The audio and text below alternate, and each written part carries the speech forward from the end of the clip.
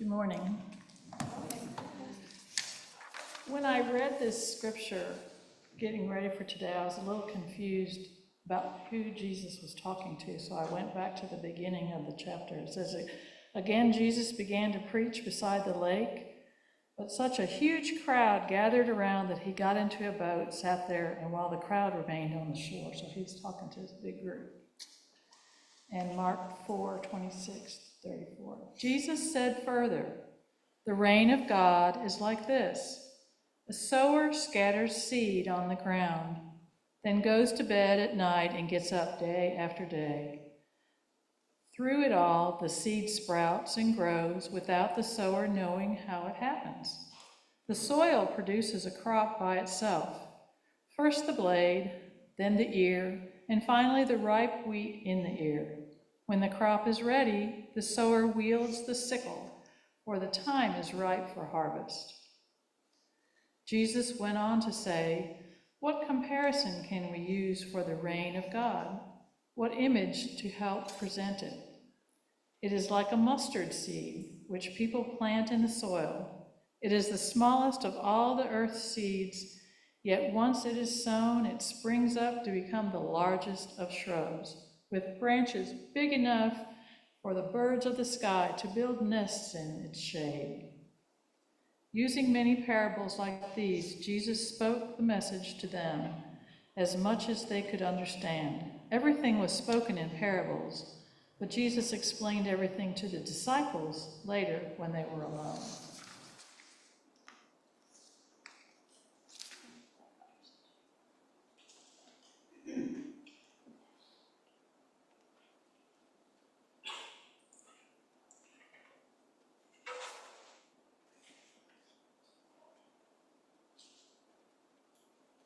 Good morning again.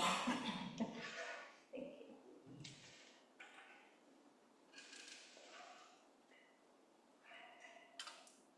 I really love this scripture, so I'm excited to talk about it today.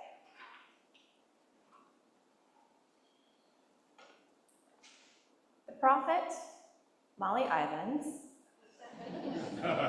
once said, "I dearly love the state of Texas, but I consider that a harmless perversion on my part and discuss it only with consenting adults."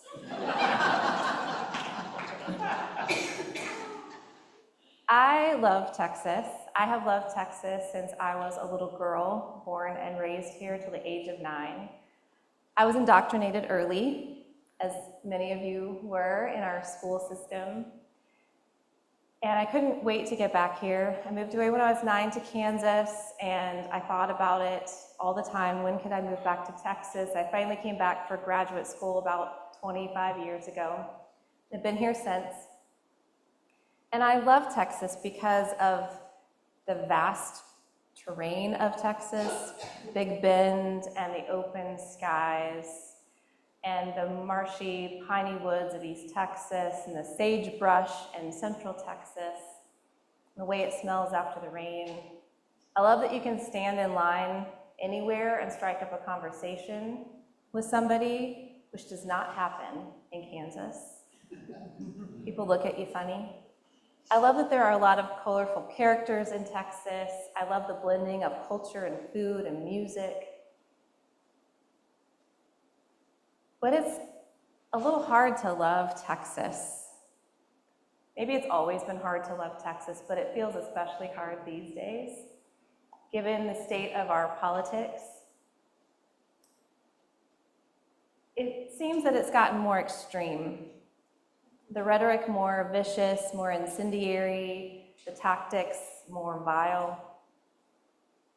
We see the curbing of women's rights, attacks on transgender Texans, demonizing of immigrants, the dismantling of the public education system. It seems that those in power pushing this agenda are more emboldened in their effort to foist this distorted vision of what I would call Christian Republic of Texas upon the rest of us. And this isn't just a trend in Texas, right? Some folks say, so goes Texas, so goes the nation. We have a presidential election coming up. We have state elections coming up. And I think that's causing a lot of anxiety. I hear that a lot. I feel that. We're entering the summer in Texas, which makes everything harder, makes you more angry, more anxious, reminds us of global trends in the warming of the climate. And so I just sort of sense in my own self and then in the community this sort of low hum of existential dread, just kind of buzzing. And that reminds me of one of my favorite social media posts during the pandemic. You know, a few years ago when we were staying at home and we had that sort of sense of dread more present. And this one is based on a book called Goodnight Moon. I see heads nodding. Patrick and I read this book to Magnus, I don't know, maybe 1,000 times. It became part of his nighttime routine, so we could pretty much quote it. And so this is a riff on Goodnight Moon. Good night, moon. Good night, Zoom. Good night, sense of impending doom. We might not be so beholden to Zoom these days, although we use it, but I think this still fits. So if you're going to bed or waking up with that sense of impending doom, you are not alone. What do we do with it? What do we do with these anxious feelings? What do we do with this desire for building a better world when everything seems overwhelming?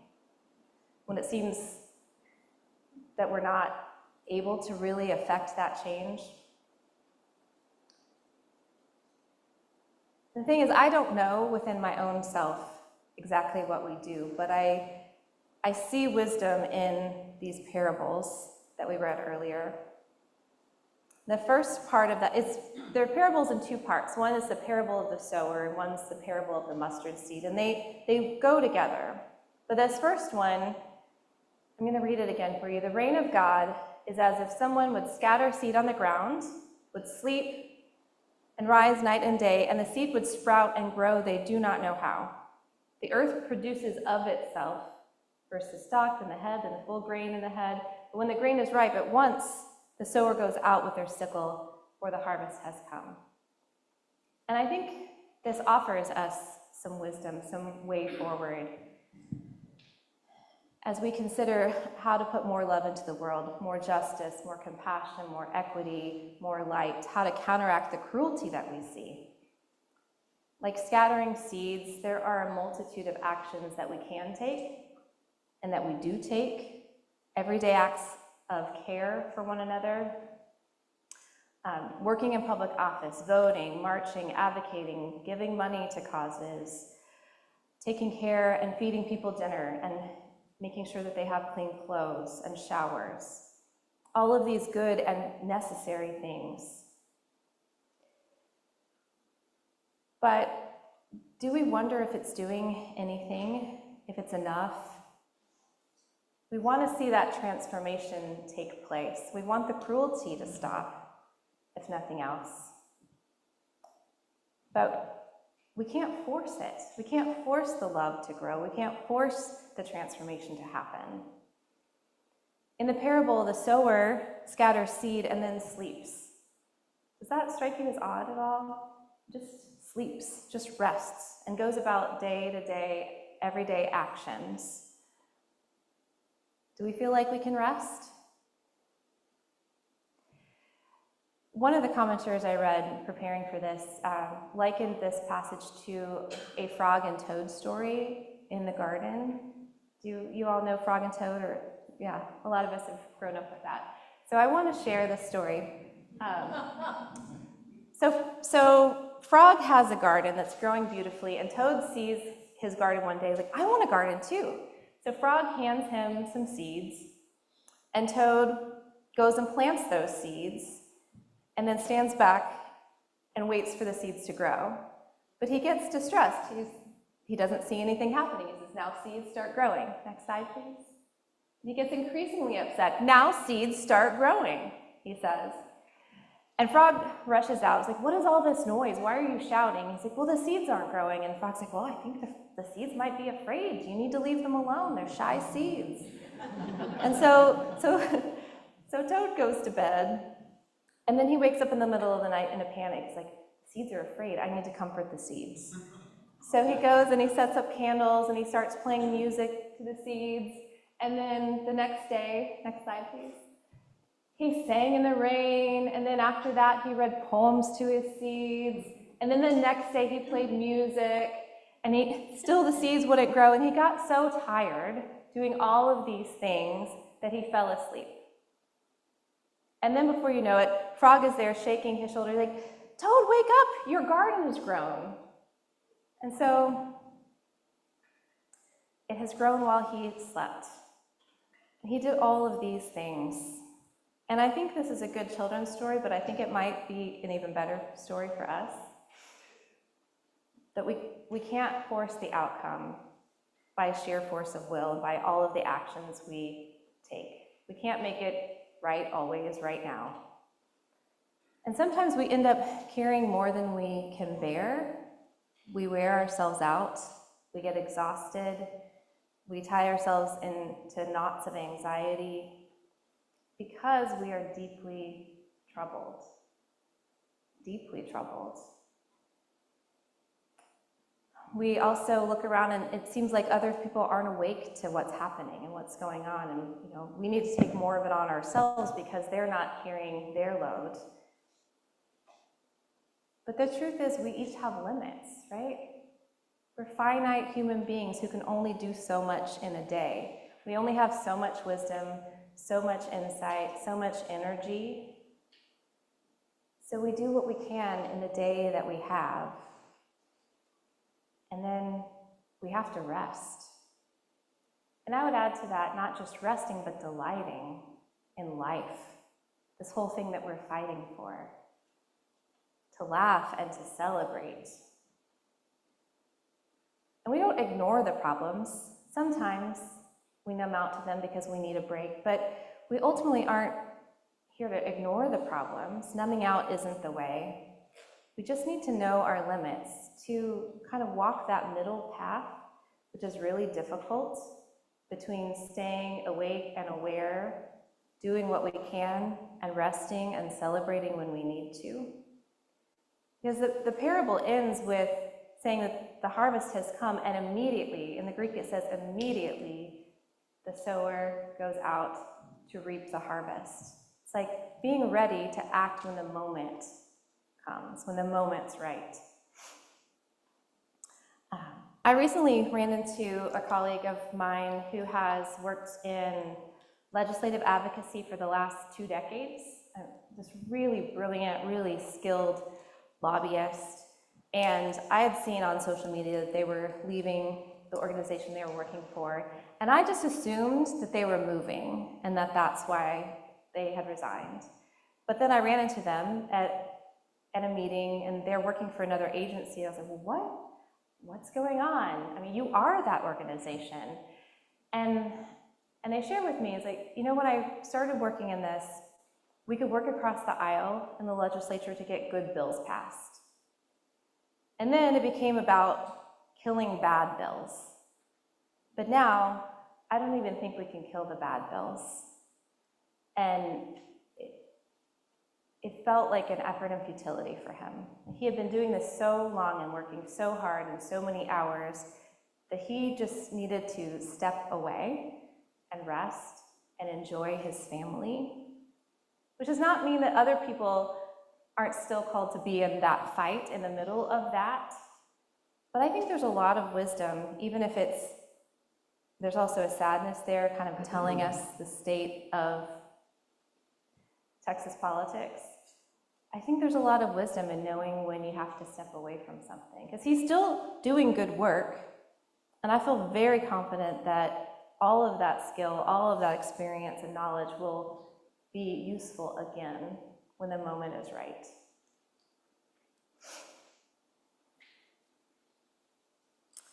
Can we trust? Can we trust that love endures and that love is stronger than all of the cruelty? Can we trust? Can we be open to being surprised? It's hard when you don't see change or when you see things getting worse because it's discouraging. Can we keep on doing the things that are within our power to do? Kate Bowler, who some of you are familiar with, has said, quote, "Acting without the promise of progress is one of the most incredible things I see people do." Can we act without the promise of progress?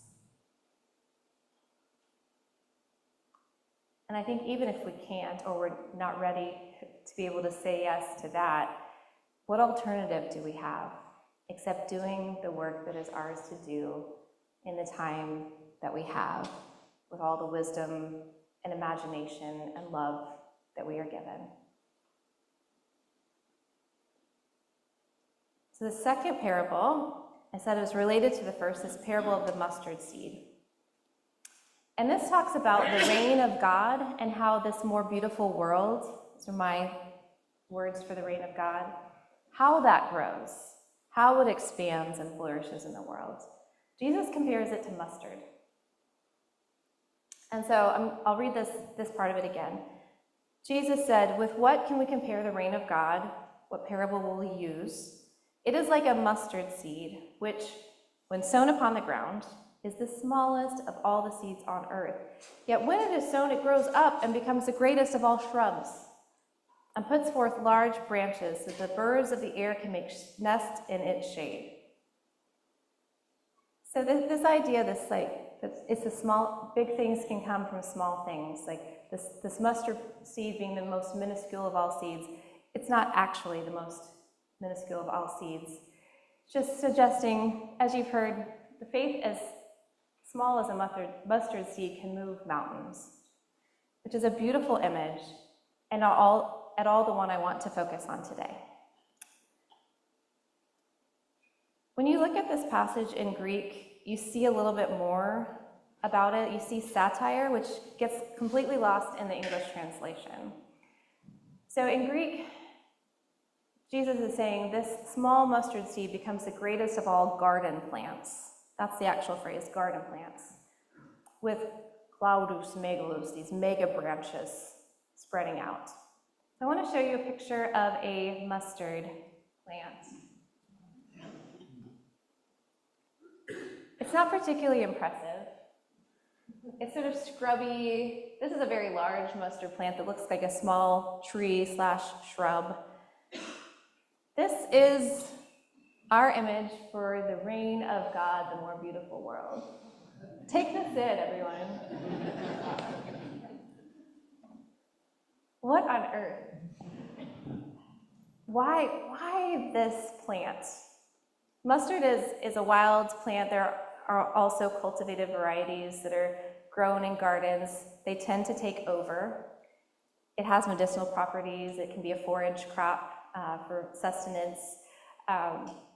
It certainly supports wildlife, but it's scrubby, and it's hardy, and it's this invasive, weedy species. The reign of God is like a scrubby weed. And I think in doing this, in this sort of satire that people would have understood who were hearing it, I think Jesus was trying to draw a comparison to a different kind of reign, to the reign of power, the reign of empire, to Rome in those days. And he's alluding to these scriptures in the Hebrew scriptures, Ezekiel and Daniel, those two prophets who were writing during the time of the Babylonian exile, when Babylon had conquered Jerusalem and wealthy and important Israelites were exiled. They described, both of them, Babylon as a mighty cedar tree, where the birds could nest in the branches and all the animals could take comfort in its shade. So very much the same words. They described Egypt formerly as a tall, majestic cedar. They longed for the time when Israel would be a tall, majestic cedar. And so this comparison between cedars and mustard bushes I think what this is saying about empire as a cedar, it is characterized by might and force and order and structure and efficiency. It's impressive. It's beautiful. It's powerful. And it draws very clear boundaries of who's in, who stands to benefit, and who is not, who is on the outside, who does not benefit. And that is a lot of people. But then in this reign of God, you have action that is more creeping, more invasive, that sort of takes over ground inch by inch, that grows in cracks and crevices and upsets garden bed plans. It's messy. The boundaries are unclear and more porous.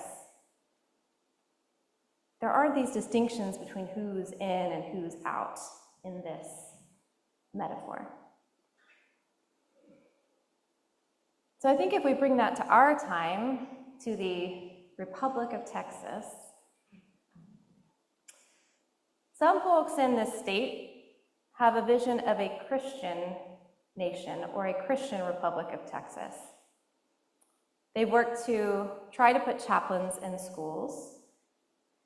They are trying really hard to divert public school dollars to private schools. Many of them are Christian schools.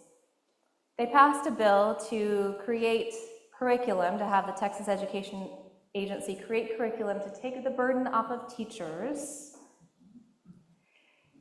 And that curriculum, which is being reviewed right now, contains a lot of references to the biblical text, the Christian New Testament. And they are incentivizing, or will incentivize, school districts to adopt it by paying school districts $67 per child in a district that adopts this curriculum. When last session, they could have funded teachers and school districts with the huge surplus that they had. And school districts are struggling for money.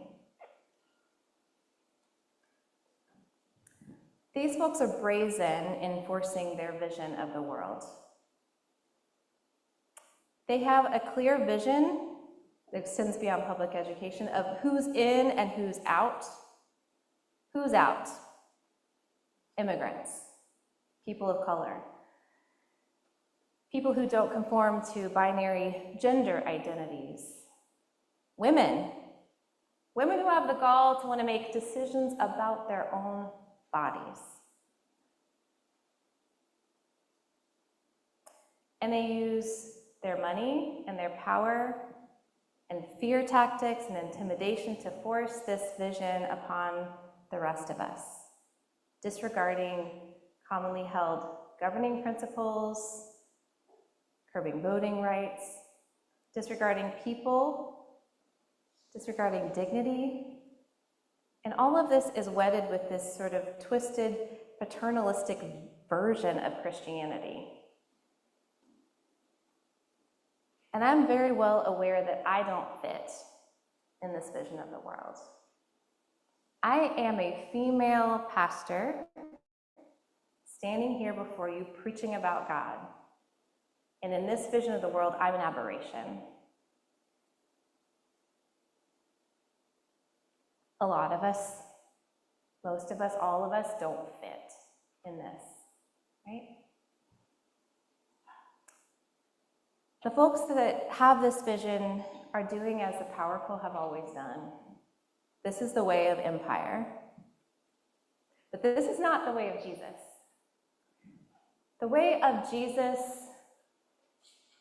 it's strategic, it's a way of influence, but it doesn't fall prey to the use of coercion and fear tactics and intimidation and violence.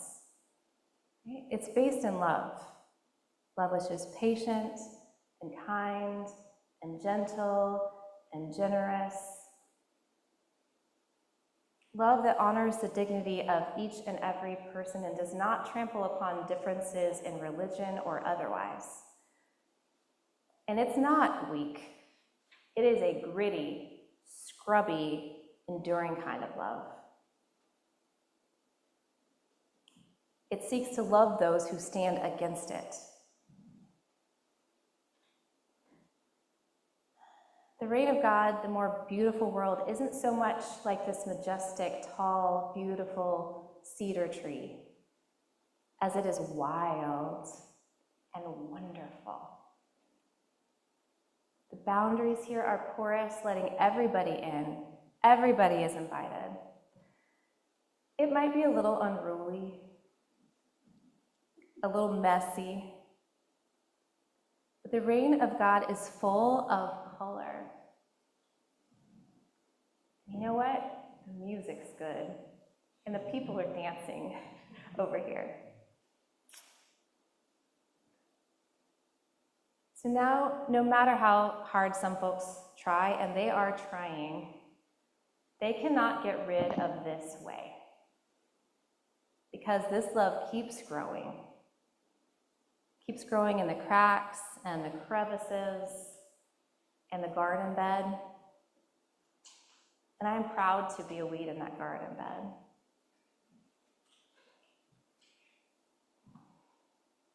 Anybody else want to be a weed? Okay. So, what do we do? What do we do with this sense of impending doom, this dread, this real heartache that we feel about all this cruelty? We have options, right? We can work ourselves to exhaustion. We can try to carry it all on our shoulders. We can also give in to the very strong temptation to fight fire with fire, to use those same methods of force and intimidation and fear and coercion. We can numb ourselves, or we can take each day as it comes and do what is our work to do to the best of our knowledge and wisdom and insight and the love that we have. Wherever we go, whomever we meet, we can sprinkle that wild, weedy love of God. When we rest, may that love grow into the greatest of all garden plants. I want to end like I began with the prophet Molly Ivins. And this is something she said at a commencement address she gave to Scripps College about 20 years ago. She says, "This leads me, having impressed you with the importance of raising hell, to my second piece of advice, which is, and I'm really serious about this, you must have fun. You must work at having fun. Let me tell you, you can't put it off. You've got to have fun while you're fighting to fix the world because, first of all, we don't always win. So it might get to be all the fun you'll ever have. And second of all, it's a better way to live. If you don't have fun while you're fighting to make a better world, what's going to happen is you're going to get tired and bitter and cynical. So just put fun on your list." I invite you now to your own reflections on these words.